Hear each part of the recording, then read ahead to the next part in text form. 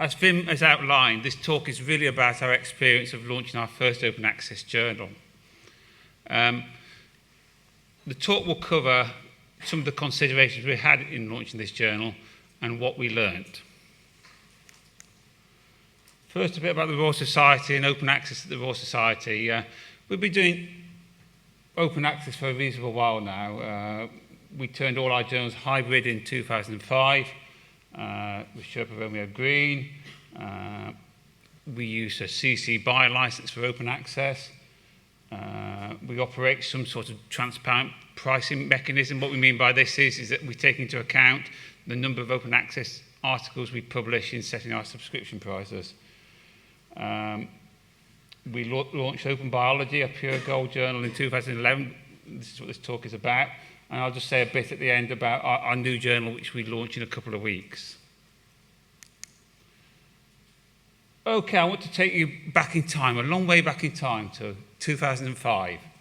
And in these days, we're still launching subscription journals, and here's one of them. And I think the considerations, as you all know at that time, in launching a new journal are market research, getting good people involved, building a subscription base. And we even entered this particular journal in the ALPS Learned Journal, New Journal Award, and that sort of thing. And just to point out a couple of things that, about this, I mean, the judges seemed very impressed with the information on the spine of the journal, which I'm not sure is very important these days, and that sort of thing. And for the record, we came second to a journal called the Journal of Cloth and Culture. So I don't know whether that's a good thing or a bad thing. Okay. These were the benefits we were offering to authors at the time when we launched this journal. So things you would expect: rapid publication, high quality, peer-reviewed, and that sort of thing. But going further down, if we look at the broader dissemination and accessibility, were we really offering that? I'm not sure, because until we built up a subscription base, it was quite hard to read, I would argue. Since then, the growth of open access journals has been tremendous. I mean, there's some data from OASPA about the number of OA articles published in OA journals. The growth looks almost exponential. So why did we launch a fully open access journal? Well, first of all, we didn't want to end up like the dodo in terms of publishing. We've been publishing a long time, nearly 350 years, but we have no right to exist, so we have to adapt with the times. But more seriously, the reasons we decided to launch the journal was really, the Royal Society is an advocate of open access, gold open access, and really it was important, I think, to put it to the test and see if we could actually make the model work. Okay, in launching the journal, we had a number of key considerations. The first one, it sounds obvious, how open should the journal be? But some of you may have read actually kind of some of the difficulties scientists have had in the last kind of couple of weeks about, are they being properly open access? So, our view was to be as open access as possible, conforming to all the mandates. So we went straight away with a CC BY license, and as we've seen earlier today, there's a lot of issues about what sort of license to have, but we kind of dodged them a little bit by just saying, right, we'll make it all CC BY, we'll have a simple license. If people are going to be paying for open access, that's what they'll be paying for. And in terms of other things about how open, things like depositing in PMC and stuff like that were considerations. So we wanted to be as open access as possible. And I think that's a good thing in launching the open access journal, because then you'll get the support of the open access community, because they've got the same goal. They want these journals to be a success. Another key consideration was selectivity. At the time, this was 2011, mega journals were really in vogue, the kind of non-selective model. And we certainly considered that, but in the end, we played it safe. We decided to be prudent and just go with the same selectivity as our present portfolio. It would have been too much of a step to go straight over to a kind of +1 style journal. Another thing was that we had a gap in our portfolio. We were meant to publish across the whole of science. We were publishing very little cellular and molecular biology. So we published a lot of ecology, lots of pictures on our covers with birds on the front and various fluffy animals and that sort of thing. But we had a gap, and we felt the best way to do this was to launch a journal in cellular biology. I think another reason for doing that is that clearly it's quite a well-funded area in terms of open access. Another key consideration is what rate to set the APC at. On our hybrid journals, the APC rate was now £1,600.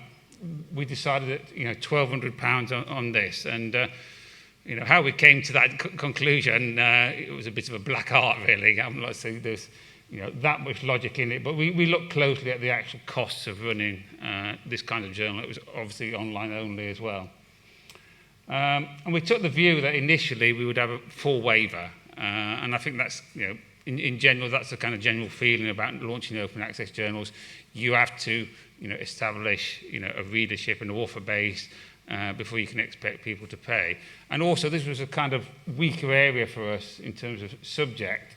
So, we didn't want to ask people to submit to this new journal in an area that we're not strong in and get them to pay as well. It was too much to ask, really. But offering waiver is a good thing, really, I think, because you can use that as a promotional tool to actually say, well, actually, it's free at the moment. We're going to charge, but you're getting some sort of benefit by not paying. So this led to the launch of Open Biology. And just to summarise what I've been saying, this was a specification. Just to kind of reiterate, it was also our first online-only journal. We're still doing print on most of our journals, but we felt that kind of new journals should really be online only. So what did we learn? The first thing we learned was clearly many things are the same in launching an open access journal versus a subscription journal. It's about getting good people involved. I should point out that Einstein isn't actually on the editorial board.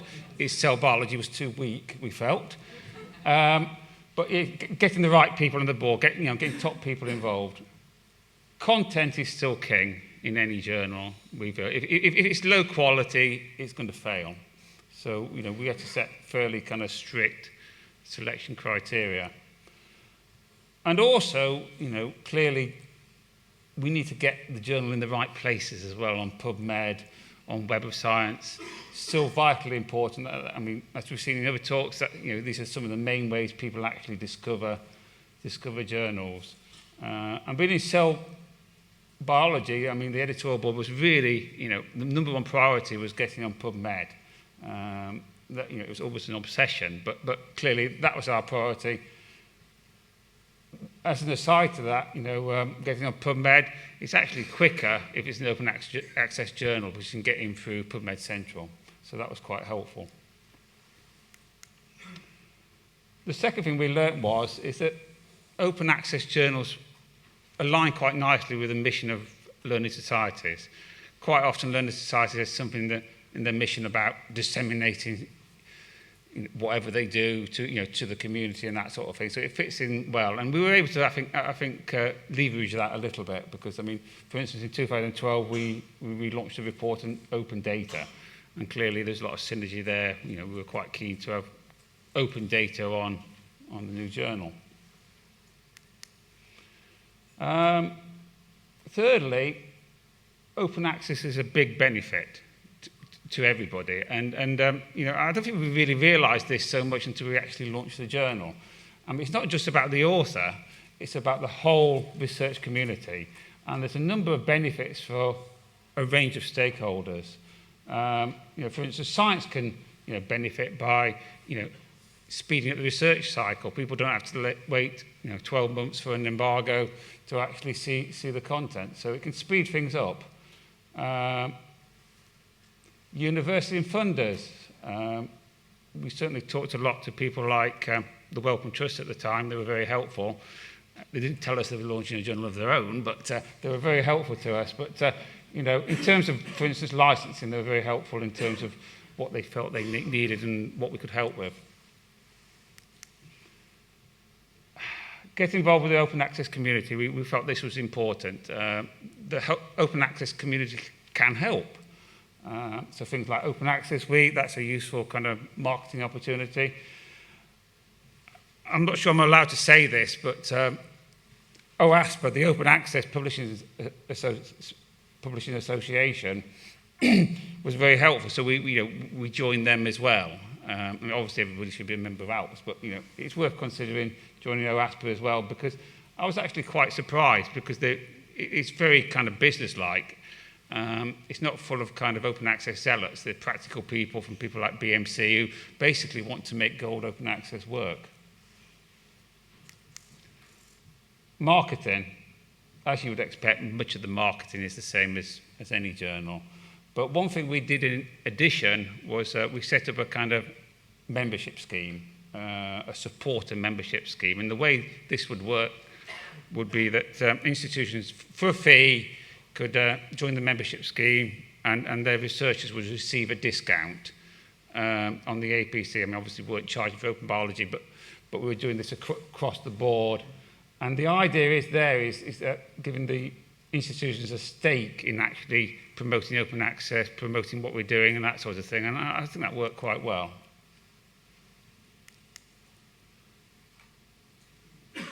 I think without a subscription barrier, I think there's a lot more scope to do a lot more with kind of metrics, particularly usage metrics. And I mean, shortly after launching the journal, we signed up to the kind of DORA Declaration on Research Assessment, which basically the gist of that being that we shouldn't just measure researchers' performance on just one metric, the impact factor of a journal, and alternative metrics. They gave the chance to actually provide a wider, more flexible view of the research, and also I think it helps. I think with post-publication assessment.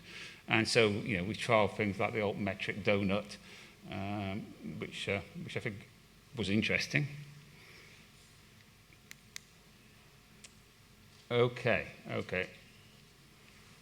We launched Open Biology in the main to kind of learn and learn really how to do open access. And this has been helpful in future launches. So, I mean, in a couple of weeks we launched this new journal, Royal Society Open Science, which is much more ambitious. It's going to try and cover the whole of science.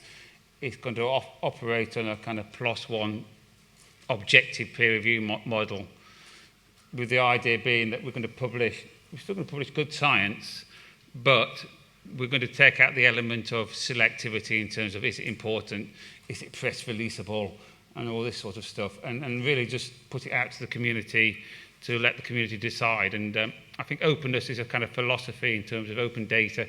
We're going to experiment with open peer review, and we're going to use article level metrics to actually provide more information. So finally, I'll just wrap this up now. That as I say, we launched this journal to learn. I think we learned something. I think open access is consistent with the mission of learning societies. In terms of sustainability, this isn't anything I've really touched on. I think the jury is still out whether this model, this gold open access model, will work in the long run. But I think it's important to put it to the test. I just want to finish by referring to the ALPS TNF Open Access Learning Journal Survey, which where I think Rod Cookson at TNF provided a very nice blog about advocating a new pragmatism with learning societies in terms of open access.